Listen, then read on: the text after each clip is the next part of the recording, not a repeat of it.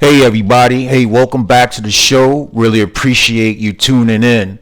Today we're going to talk about an article that I found on thedailymail.com. Caught my eye earlier today.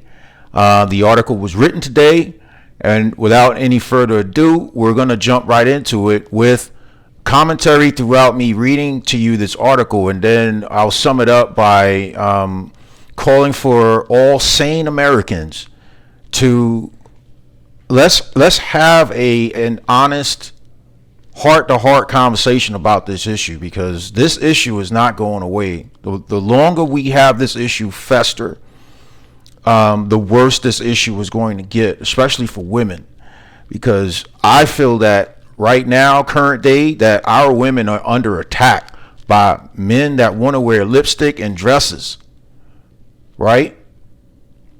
The article is titled, Trans Child Molester Held in Woman's Prison Sexually Assaulted Cellmate, New Lawsuit Claims.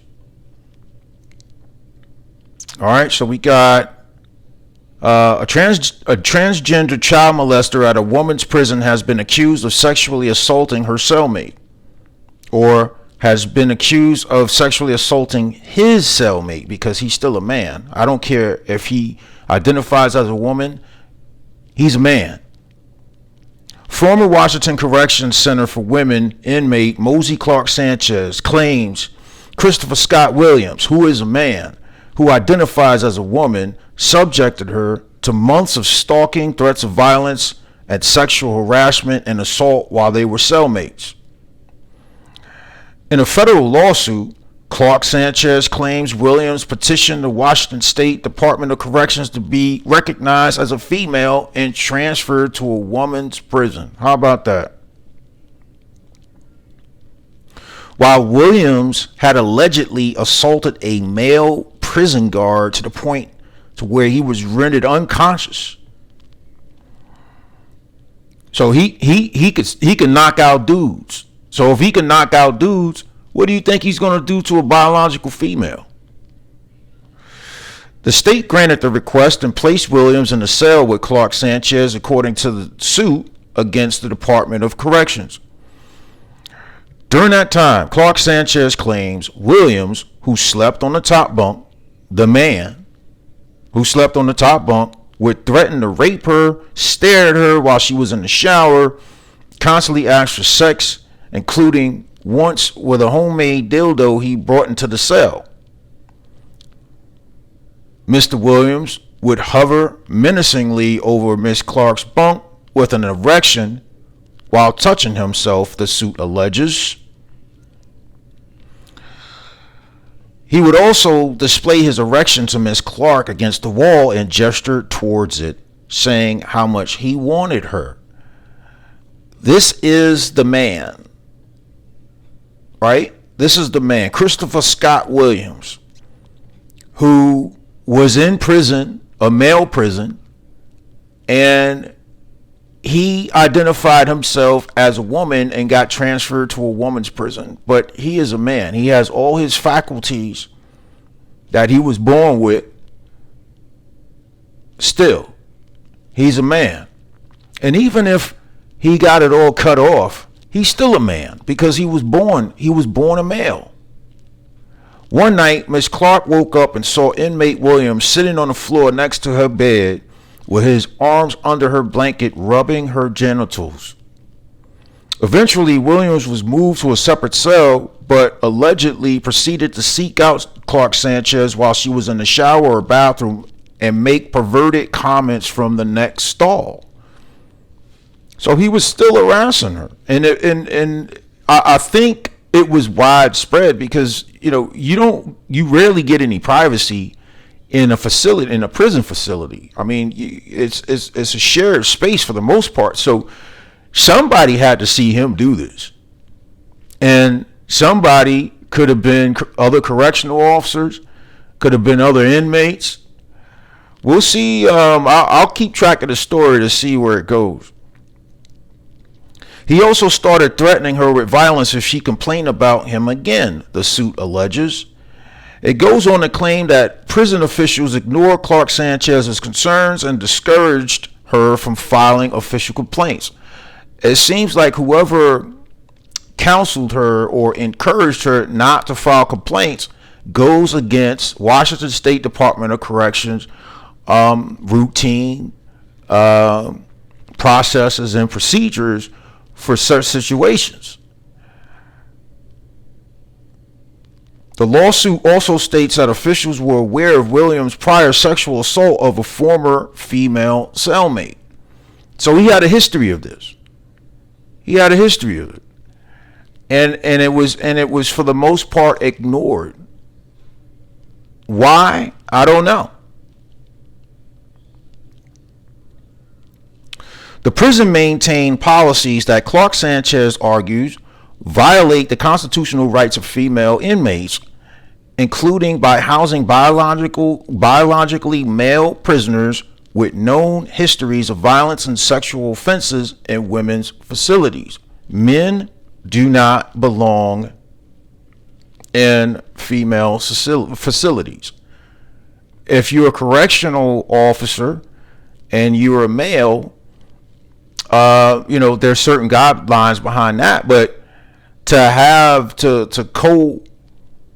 cohabitate a man with a woman in a woman's prison, it seems bonkers to me.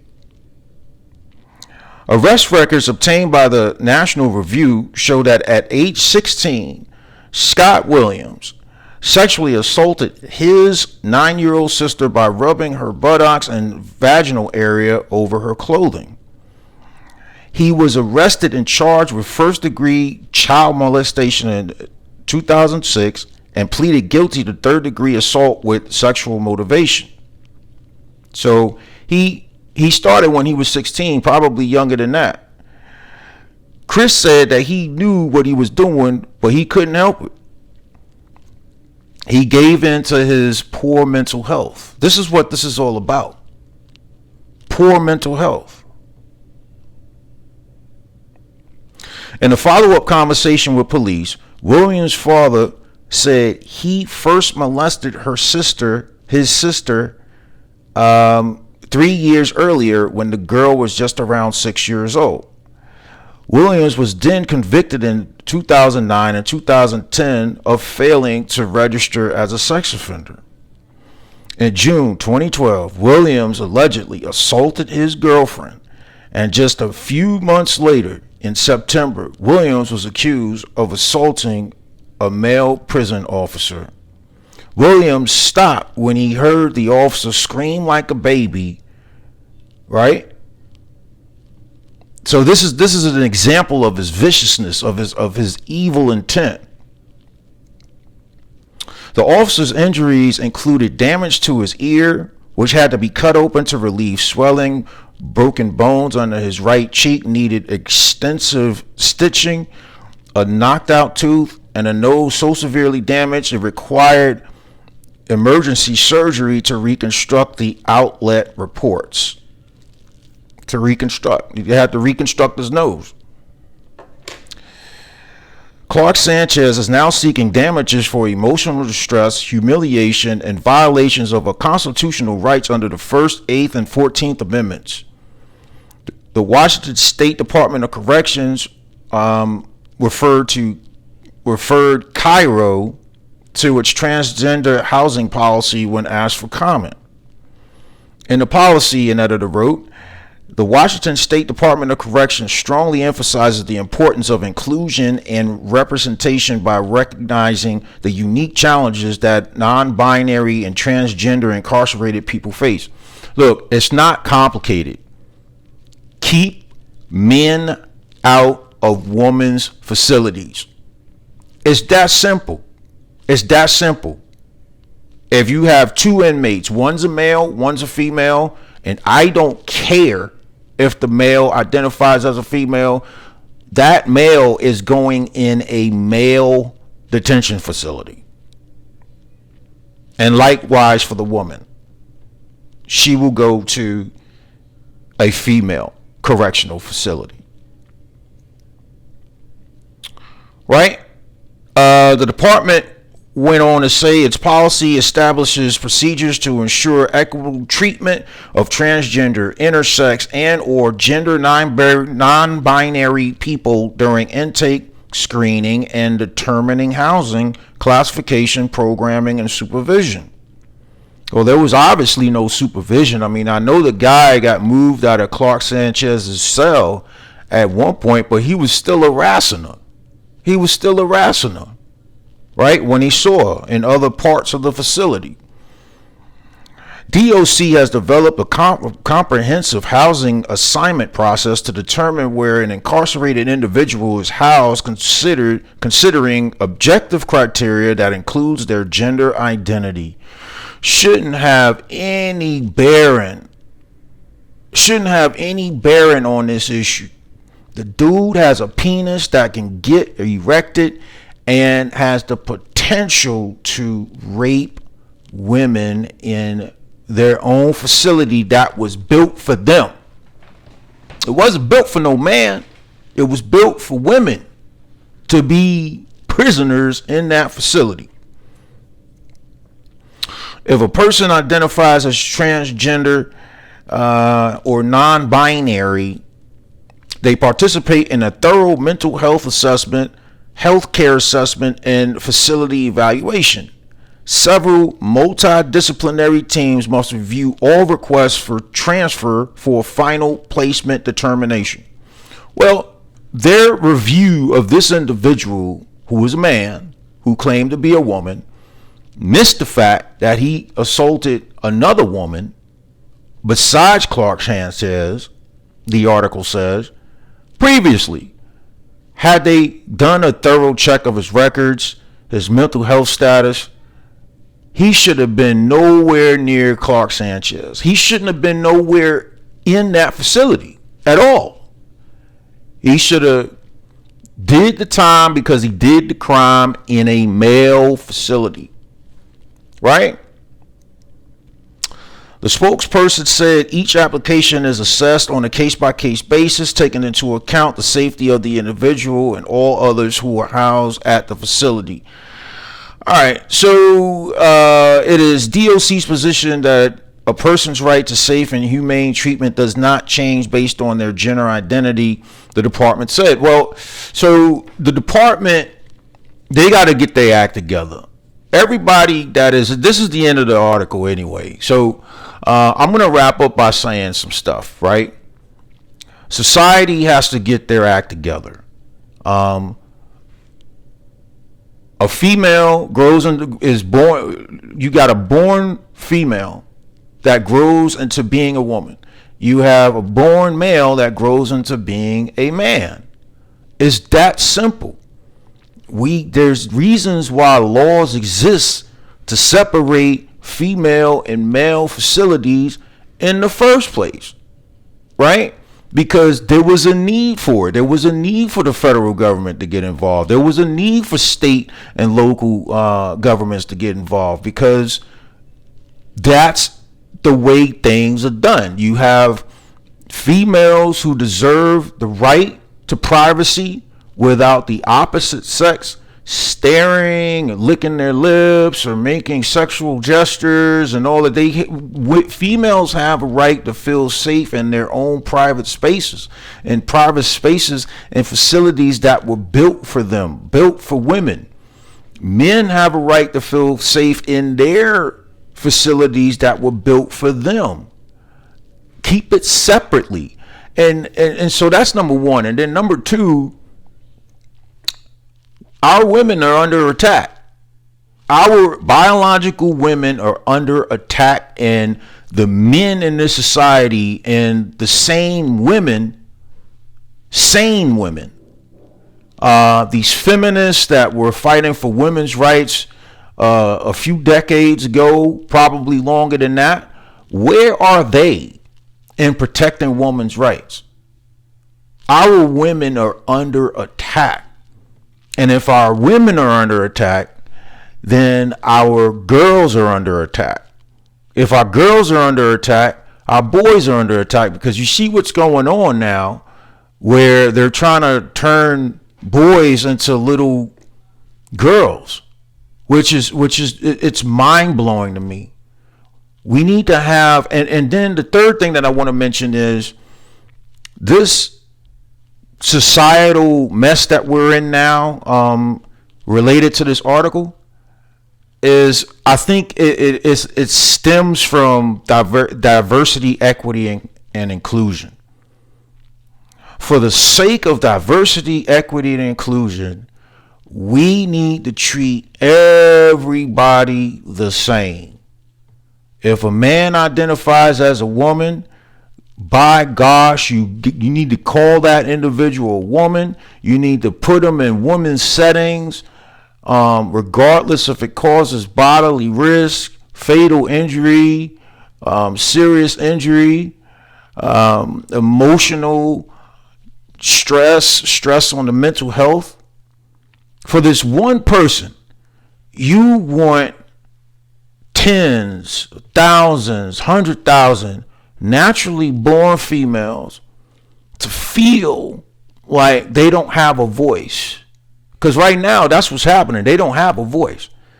Riley Gaines and all these other guys that are on there on the internet speaking out against this crap. Good on them. There need to be more people speaking out against this, because it's not right. It's wrong. We need to, there's no such thing as an outcome that's the same for everybody in the United States. There's no such thing as that. That is flawed thinking, because if there were two of me, if I had a twin, our outcomes would not be the same. It wouldn't be, because we make judgment calls in our lives along the way that either bring us together or brings us apart. Because I've always knew I wanted to go in the military. Maybe my twin brother didn't want to go in the military. So right then and there, our lives are, now we may have accumulated the same amount of stuff maybe, or we started, we would have be happily married for a long time like I have, but there's really no way to tell that. And the worst thing that you can do is force equal outcomes. DEI listen to me. DEI needs to be dismantled from top to bottom, brick by brick, because it's hurting American citizens more than it is helping. I don't think it's helping at all. I think it's divisive. I think it's discriminatory. And I think it ignores, you're going to take 1% of the population, put them on a pedestal over 99% of Americans. That is not diversity, equity, and inclusion. What it is you're playing favoritism towards a group that I believe that the globalists have an interest in. Satan has an interest in. Satan wants this world turned upside down. He wants us to go against God. This is not a sermon, but this is my opinion. This is how I feel, right? This is my channel. So as long as I'm not defaming anybody, I'm not unless you deserve it. I mean, this guy's grill is all over the internet right now, right? Satan, globalists, deep state, administrative state, and radical leftists, and you could sprinkle some rhinos in there too. They all want this, because especially the radical left Democrats, because they are beholden to their donors who get money by being beholden to the globalists, and most of the Democratic donors are globalists anyway. Excuse me, they just don't come out and say it. So we need to have an honest, heart-to-heart conversation about this issue. I believe that hardworking U.S. citizens that are God-fearing and they respect humanity and they want to do right by the law, we should sit down and have a conversation about this with the other side, because I believe we have more in common than not on this issue. You got a little girl. You want her sharing a bathroom with a boy showing his genitals? I don't. I don't want my little girl seeing the genitals of any male. So we got to have a conversation about that. And, God bless Nancy Mace, the congresswoman who fought for keeping women's bathrooms.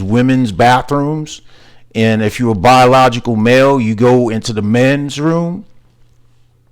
So, I hope that people like Nancy Mace and Riley Gaines, they keep up the fight and they continue to grow their following, because, we need to speak out about this with large megaphones so they can hear us.